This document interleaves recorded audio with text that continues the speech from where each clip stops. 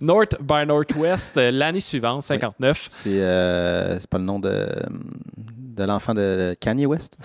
Non, ben peut-être. Northwest. Northwest, oui, c'est ça. C'est ça. Je divague, ok, Donc, avec Cary Grant, qui est un autre de ses acteurs fétiches, et c'est drôle pour l'anecdote, il voulait pas James Stewart parce qu'il était déçu, il disait qu'il était trop vieux. Fait que il a pris Cary Grant, qui est plus vieux encore. Ouais. Mais ça paraît moins. Ouais, mais ça, on va vu que tu es là-dedans. C'est là que ça m'a le plus mélangé. Là. C'est quand on voit sa mère. Qui a l'air d'avoir le même âge. Ouais. Puis c'est pas sa mère. Elle a 7 ans plus vieux. C'est l'actrice. Terrible. C'est terrible. Puis à l'écran, elle n'a pas l'air de 7 ans plus vieux. On a l'air du même âge. Juste comme. Pour vrai, là. Tu sais, c'est des affaires. Je suis comme, man, pour vrai, là. Force-toi. Force-toi, là. Quelqu'un avec les cheveux blancs au complet, sinon, là, c'est comme. Ça m'a gossé, là, ouais, des mais petites affaires t'as pas vu The Buzz, mais tu capoterais The Buzz. Mais ouais, c'est ça. Mais North by Northwest, ouais, ça va expliquer un peu. North by Northwest, qui est peut-être le plus comme Hitchcockien, là, qui est comme... Mais je dirais quasiment aussi son truc plus grand public. Ouais, ouais. Puis ce que le monde disait, puis c'est le fil que j'avais un peu, ce serait quasiment le premier James Bond. le James Bond non officiel, ouais. C'est ça. Parce que t'as vraiment le côté agent secret, t'as le côté vilain avec un objet qui est comme... Des microfilms. Des microfilms, c'est ça, de l'écoute électronique, le gouvernement... des trucs qui sont très James Bond avant le temps, quelques années avant. Moi, j'aime ce film-là parce que c'est ça, c'est plus léger, puis c'est beaucoup dans le punch, c'est beaucoup, tu sais, une poursuite, après ça, t'as comme une attaque, après ça, t'as une bataille, après ça, t'as une autre poursuite. On se promène beaucoup, hein? On va aux Nations Unies, on va au Mont Rushmore, on se voit dans plein milieu d'un champ.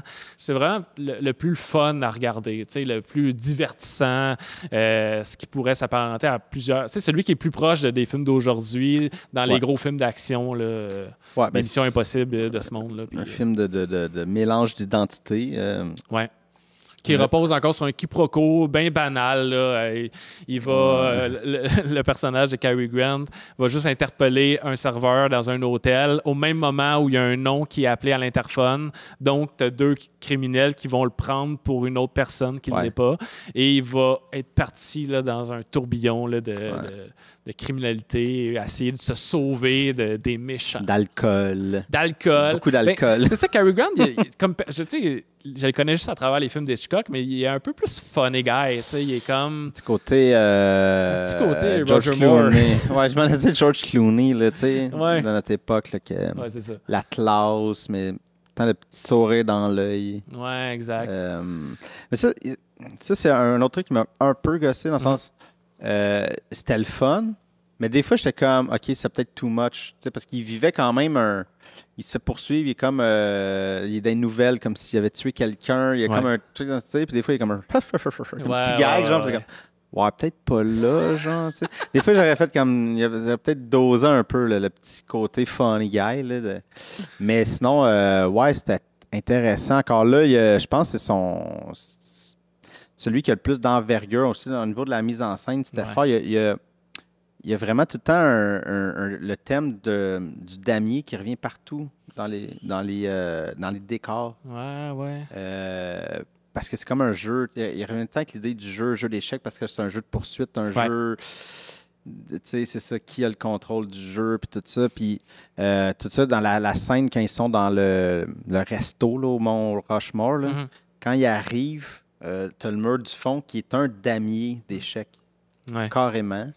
Puis l'autre, il y a un mur de béton, mais là, c'est comme toutes ces lignes. En tout cas, puis tout est...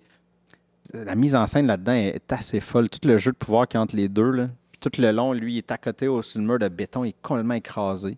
C'est assez intéressant, tout ça.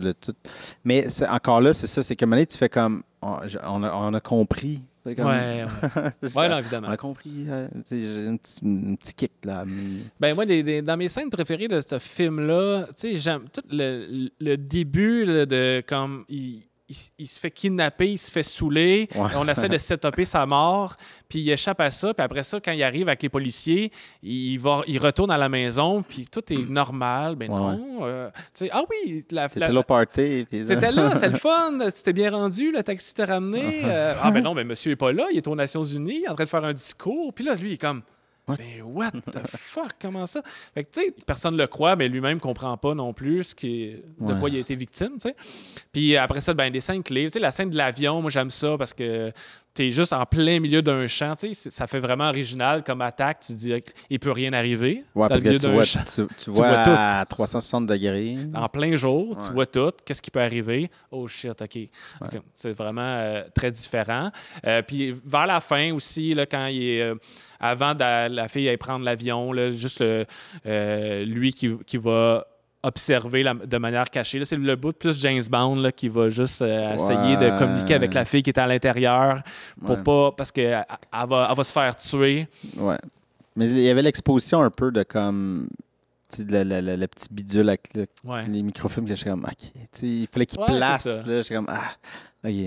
Ouais, mais c'était très d'époque aussi. Là, ouais, ben, tu sais, il y a un terme qui revient souvent, je sais pas si tu l'as lu, là, mais le MacGuffin. Ouais, le MacGuffin. C'est pas lui qui a inventé ça, mais il l'a beaucoup popularisé. Donc, c'est comme un objet ou un truc qui va être un peu le prétexte pour raconter cette histoire-là. Ouais, c'est ça. Fait que, tu sais, le microfilm, qui est dans la statuette à l'encan, on sent en balance. Ouais, c'est ça. C'est juste comme ça permet de faire une scène d'encan. Puis c'est intéressant de faire comment il va se sauver. T'es dans un encan, il y a plein de monde. Puis il y a des criminels à toutes les sorties. Ouais. Comment tu vas te sauver? Ah ben, OK, il va juste à bider comme un épais. Il va commencer à foutre le chaos pour que ça soit la police qui sorte. Ouais, c'est ça. C'est quand même intéressant, mais il n'y aurait peut-être pas eu l'encan s'il n'y avait pas eu le microfilm. Non, c'est ça. Non, mais c'est intéressant. C'est vraiment intéressant.